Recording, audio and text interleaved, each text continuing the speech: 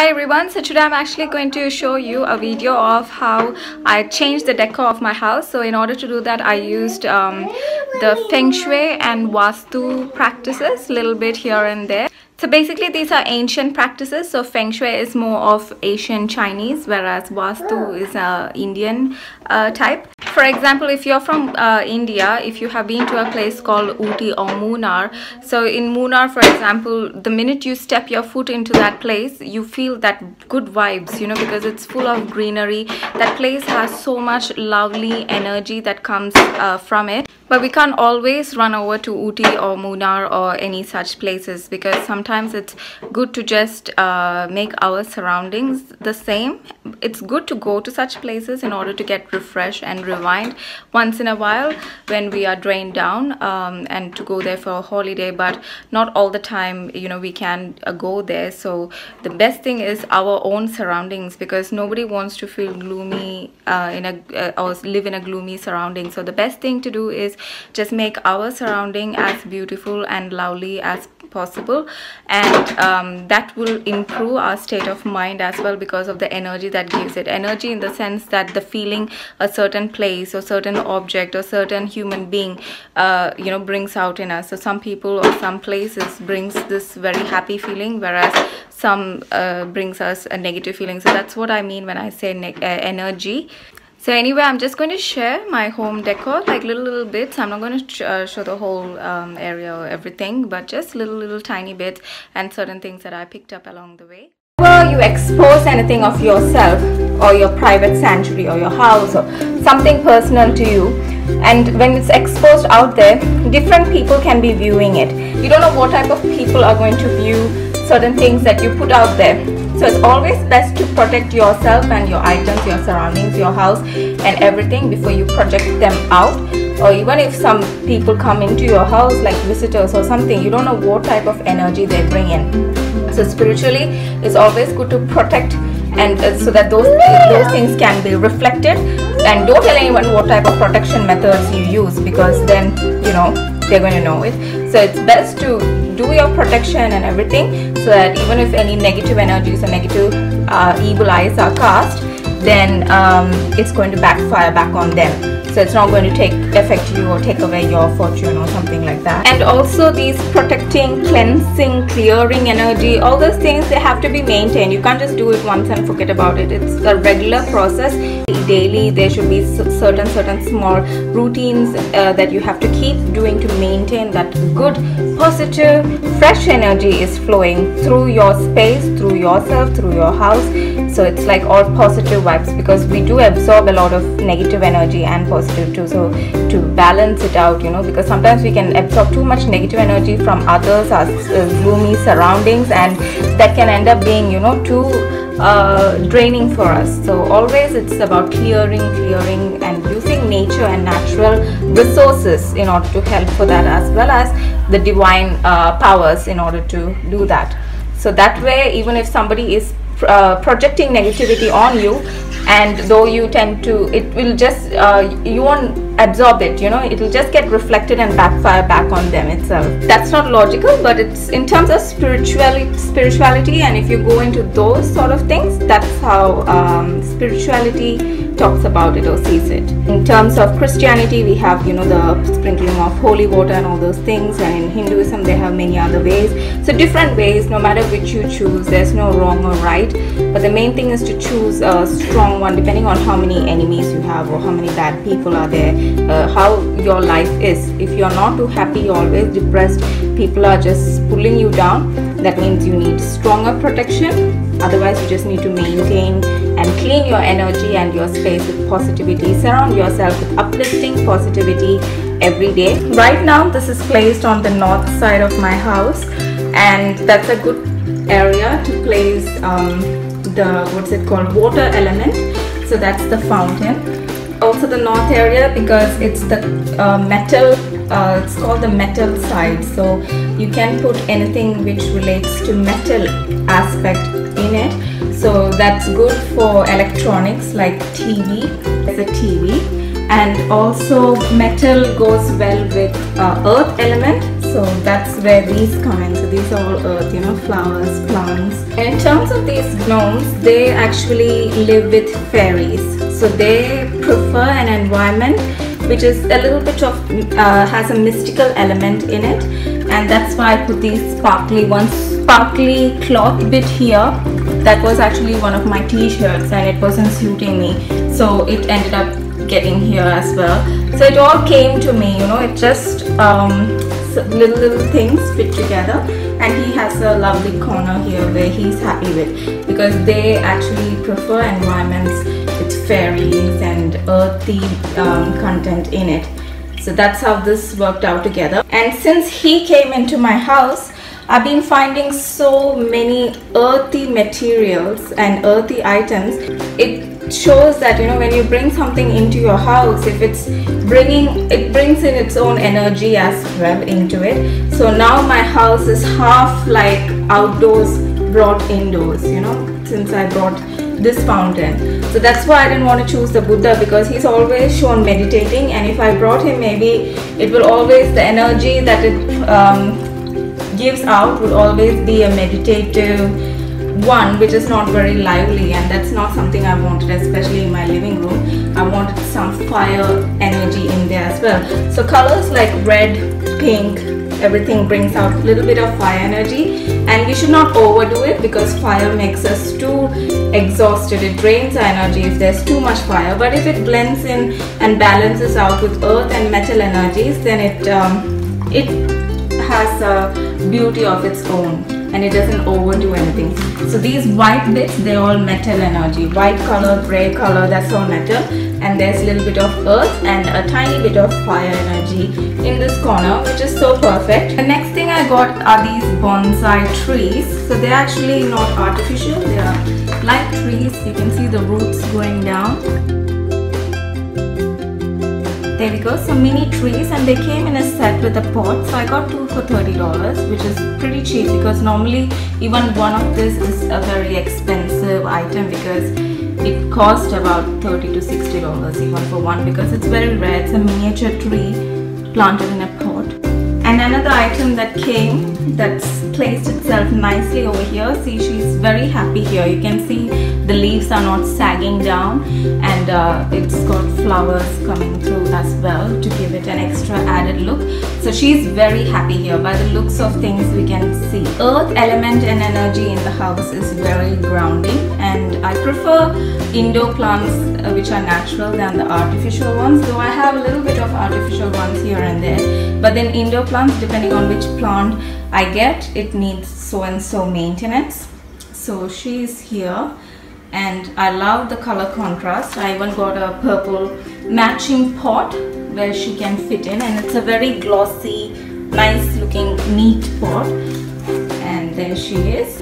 So I got her this plant for $8 and the pot came for $10. This is my bedroom decor. So I have this on both sides of my bed, and this is a small aloe vera plant, and yeah, I got this little mat from Kmart. It was about $1.50, and it's been sitting pretty well. And yeah, according to NASA, aloe vera is one of the plants that gives out oxygen at night time. So if you want a nice restful sleep, they say putting a plant is good. So I put both on both sides of my bed. But then it's just, you know, to give that lively, nice, clean aspect. Because natural plants, they always tend to give a clean aspect. This is a succulent. I'm not a very succulent fan because they have the same look. But then this is fitting nicely in here. So I just kept it there. It's good to have one succulent. The rest of the plants I'm trying to bring in a different variety, especially in my bathroom area, toilet. I'll want some flowy plants, even though I might add in one succulent or so, one or two. But I'll prefer more flowy plants because that's where water flows, and yeah, flowy plants that prefer a moisture environment is going to be good. And placing your head on the east is the best position if you want, especially for students, to enable their creativity and things like that. But that also depends on your personal star sign. So in Chinese, my star sign is the snake, and it's the wood snake. you know, everyone has different energies, so just because something suits me, it might not suit someone else. Even in Western horoscope too, some people might be Scorpio or Aries, or you know, whereas I'm a more, what's it called, air sign, which is Aquarius, so I'm a bit more airy type. I feel happy in such environments, but that doesn't mean that fire people or water people or other people of other elements will feel the same. So they might need something else to boost them up, but this is working fine for me. This is another portrait I've placed in my bedroom. I haven't had a chance to frame it yet or anything like that, but here too you can see they are dancing on the earth, on the soil, and there's some plants, you know, growing there. So that's still showing out a very earthy element.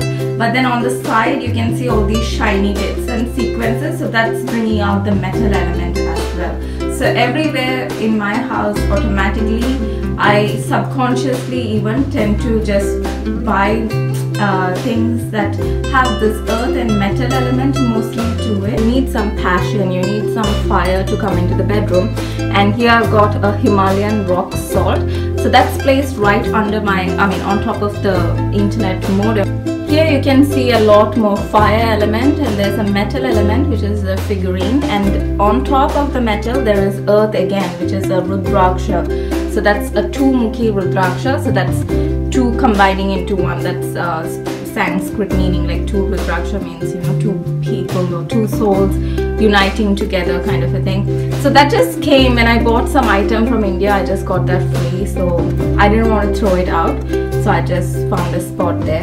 And there's a lotus, a rose petal, some crystals are there. There's a rose quartz crystal, and you can see even the pot and the flower I got is a little bit of not too much of a passionate energy, but it's like a light, you know, love, divine love, kind of a lighter fire energy, you can say. But then this Himalayan rock salt lamp is definitely a more brighter passion fire energy, and it's going to the soothing effect of the pink. So that's how that setting happened. Wherever you have a modem or any like you know, radio frequency or radiation type of items in your house, just place a Himalayan rock salt lamp next to it, and it will minimize the radiation coming out of it and turn it into good energy. You can see the sheet on my bed. It's like a very light pale green color, so that's also the earth energy, so it's more stable, grounded.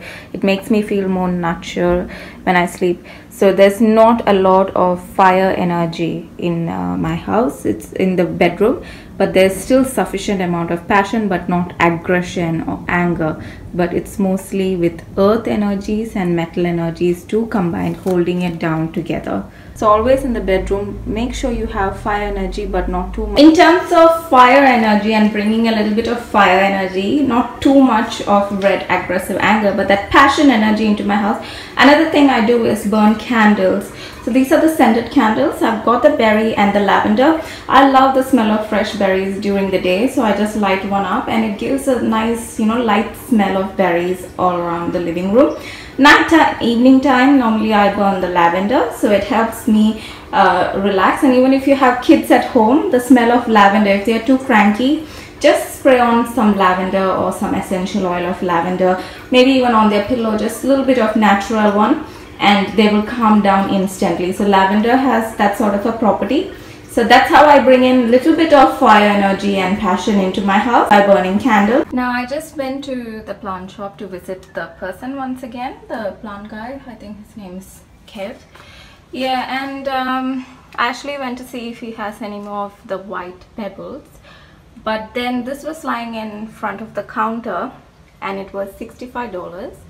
And he was trying to get rid of it because he put it on clearance, and he told me, because I'm a regular customer obviously, that he will give me half price if I take this, give it to me for half price. This lady, like I said, I'm always gravitated to something that relates to earth.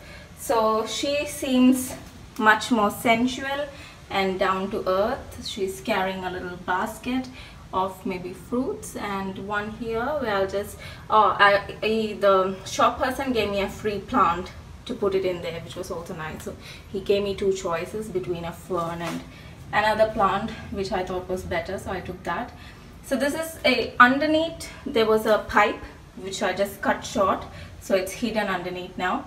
So that pipe, actually this, I think she's meant to be on top of a very big fountain. That's why she came with a pipe underneath. But then I'm not using it as a fountain, big fountain feature or anything like that. Placed her in the entrance, so she's not looking outside, she's just coming, and it's as if she's coming inside the house with all these, you know, the basket of fruits. And obviously when I place a plant in there, so she's coming in with a lot of earth and lovely energy inside the house. So never place some figurines like these turning outside your house, because that would be like you're just giving away all your wealth, or you're giving away all your, you know, resources, and that's not a good thing. So whenever you have something nice bringing in good energy, it's always good for it to face inward towards your house. So one thing I might put in there, so here is where I'll be planting the free plant. Let me just bring that inside. Here's a little free plant he gave me. There was a fern as well, but then I preferred this because it looked much more prettier compared to the fern that he had showed me. So over here, because she's coming into the house and she's facing the house, one good idea for prosperity would be I will place a coin, maybe a silver metal coin in there first, and then put the soil and then put the plant. So it will have all those three energies again circulating together. So there will be metal, earth, and like I said, this energy of metal and earth combination suits me very well because I'm an Aquarius. I'm grounded, but then I'm detached as well. So that detachment comes from the metal energy inside me, but then there's this earth energy as well. So I'm a mother and I'm very nurturing, and but then still there's always a detached element wherever it is in any relation. So it depends on different people's energy. Giving her hose down, and I'm just checking so she doesn't have any poison edges. Poison edges are sometimes, some figures have edges that poke out or stick out, so they're called poison edges and they're very bad. So she's all rounded, everything is curved, so it's pretty good. The water seems to be stuck in there, so I think it's just a one-way water flow where water just comes outside from the tube underneath if it's placed in a fountain. Anyways, I'm going to place in the coin. So I got one silver 5-cent piece. I don't have any more, so I just have a gold coin. And because the water is stuck in there, I need to always make sure that I don't over water the plant. There we go, nicely done. So I placed it quite close to her face, so as it grows, the plant, it will form like an umbrella over her head. So that is what my creative imagination idea is telling me. So that's why I didn't place a plant in the middle, but just closer towards her face, and I'm hoping it will grow like an umbrella over her head in time. Yep, so there we go. So she's placed in a slightly angled position, not completely straight and bland, so that the plant is somewhat facing inside the house, and it looks like she's coming into the house with the plants, you know, the basket of fruits, which, you know, signifies abundance, prosperity, and there's a silver coin and a gold coin. She's bringing in some earth energy and stability, so that's what it's meant to portray, and she's found her place over here in my house. And like I said, these sort of earth and metal and these sort of energies, they just naturally come into my life. It's not like I run after them, it just comes, and I don't even have to pay a pretty hefty price. It comes according to my budget, and those are the things you have to look out for. But sometimes good things come, sometimes bad things come, so we need to use you know, discernment to know which one is good and which is bad for us. Because if we bring one unlucky item into our house, that's it. Because the other day too, my son brought if you watch Mr. Bean, you know that Mr. Bean has a teddy bear in the cartoon. So my son bought a very creepy looking doll saying it's Teddy, and oh my god, every time I see that doll, it was creeping me out. And then my son got all cranky, and without him knowing, I just took and threw it into the bin. So always buy something that's pleasant looking, not something that's freakish or you know, with a eye patch, stitched up eyes or something like that. It should always look very pleasant, and those are the type of things that's good, objects that's good to bring into the house. And well, sometimes you get unlucky, you know, some items might look good, but then the person who gave it to you might have some negativity in them. So those are things you cannot control, but maximum I try to make good energies around me. So I try to deflect and reject the negativity and welcome more positivity. Certain things, yes, we always have to change, but I'm still learning along the way, and I'm using these sort of methods of ancient practices to make a little bit of changes and see if that's doing any. So the reason I've said that in case anybody's doubting why I said that those sort of statues which bring in prosperity or some things, we need to turn it inward facing our house. Because for example, in this situation, I don't want the lady to be turning outside my house. So that will be like she's walking out of my house, taking all the abundance and prosperity and you know, all the good things.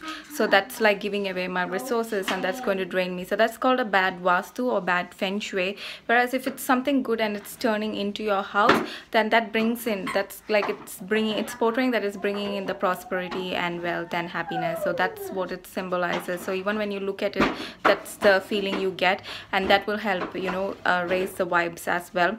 Whereas other thing is, for example, if you go to a house and stand in front of their yard and they have a gate that's closed, and on the gate there is a sign that says beware, you know, dog, and they have a big vicious dog's portrait in there.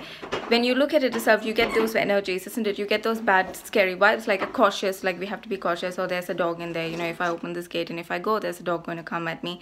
So see, everything has a vibe that it gives out. So obviously that's a deterrent to get thieves away from the house.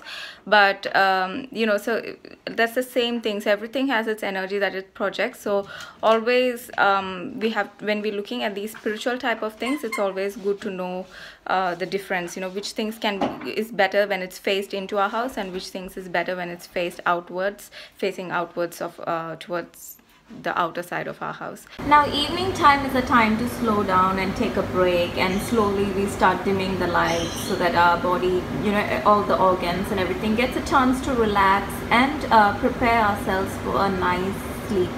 So that's when you drink some herbal tea, chamomile tea or something like that, and just relax. So for plants too, it's the same. So in their case, you know, there have been so many researches, and some people say you can talk to plants because they are creation, you know, so it's growing, it's stable, it's rooted, it's grounded, and it's a very beautiful creation. So it's more of a, you know, stable, nurturing energy. You know, trees give us shade, so they only do good things for us. And so what they say, some people, they talk out their problems to the plants because it's an earth energy, and earth as a whole is a very vast space. So yeah, so plants, they have done researches where they don't thrive well in, you know, very angry, aggressive music like rock and roll or something. So they have feelings too. So what I do is evening time, you know, what you can do is you can put some nice calming soothing music for them, like take care of them like pets. And these are very low maintenance pet. All you have to do is water them and fertilize them, and especially indoor plants that need only partial sunlight, and they do pretty well. So this plant, I can show you a video. Hang on. So just have a look at both of these plants. So the one on that left side is a bit smaller, whereas the one on the right side, which is this one, is flourishing. Why? Because it's got this nice soothing sound of the waterfall coming through. So he's very happy, and you know, he's very soothingly sitting over there. Whereas this one is not getting as much of a soothing environment compared to the other one that's having the continuous flow of trickling water. So what I'm thinking of doing is swapping them in intervals, so then this one gets a chance to have that sort of environment too. So I'm not sure how true that is, but then yeah, they say that plants, you know, they like good music, good vibes. So the Sattvic is called the divine. They like the, you know, calming musics and calming sounds. So what I do is evening time, you can you know, put any nice music that brings calls out the divine energy. So suppose you're Hindu, you can put, like, you know, those Hare Krishna, Hare Rama songs. I wouldn't suggest Shiva because he's the destroyer. Plants is like, you know, a creation. So I think Vishnu is the creator. So you can put those Hare Krishna, Hare Rama, you know, those soothing songs. And if you're a Christian, you can put any praise and worship Jesus songs, like, you know, praise you Jesus, but nothing too heavy metal or, you know, aggressive, because evening time everything wants to wind down. and you just want to relax, maybe in the background, you know, sounds of nature, birds, something. So no, don't put birds because they're daytime mostly, so something nighttime-ish, you know, that prepares yourself to slowly sleep and calm down. So the plants also get a good, nice, relaxing time. So that's a good time in the evening. Doesn't have to be for an hour or something, maybe even 15 minutes of winding down time. Everybody needs that, even kids, you know, it's like power naps and things. It's preparing yourself for bed, dimming everything, just getting rid of all the, you know, what's it called, phone screen. Stop looking at those. Just let your eyes relax and dim and calm down at night. So that will help the plants as well exude those positive energies. So they need some calming time. That's according to research. But as human beings from hectic lives, we too need calm, stress-free times during the day. For me, I don't have to do much these days because evening time, when everything, all the sounds are stopped completely, there's a soothing sound of water that comes through. Now I'm not going to record my whole rooms or anything like that. So one thing, see, this side looks very congested, isn't it? But it's pretty, but it's congested. So we should not make our whole room congested. Always, if one corner is like that, the rest you should leave a lot of space. You can see the rest. You should not clutter your house. Whatever room, wherever it is, one small corner is okay to look a bit full like that. But the rest, you don't want it too much cluttery. It might look too cozy, but still that it's not giving space for the air to flow. You know, air has to flow. There's got to be massive amount of space where there's sometimes nothing, but then in one corner there's a lot. So then you feel free. You know, you need that movement of air. You don't want to find it even hard to breathe or suffocated in a place full of things.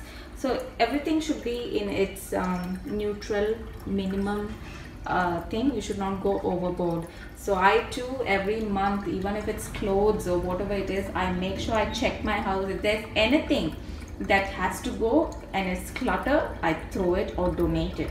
Especially clothes and things, I keep rotating and changing. And the best thing, if you have some unwanted item, is not store it, don't keep it, don't let it catch dust and lie there. Best thing, donate it, so somebody unfortunate can take it. You know, giving and receiving, so they are also two opposite energies. When you give, it's a treasure for someone, they receive.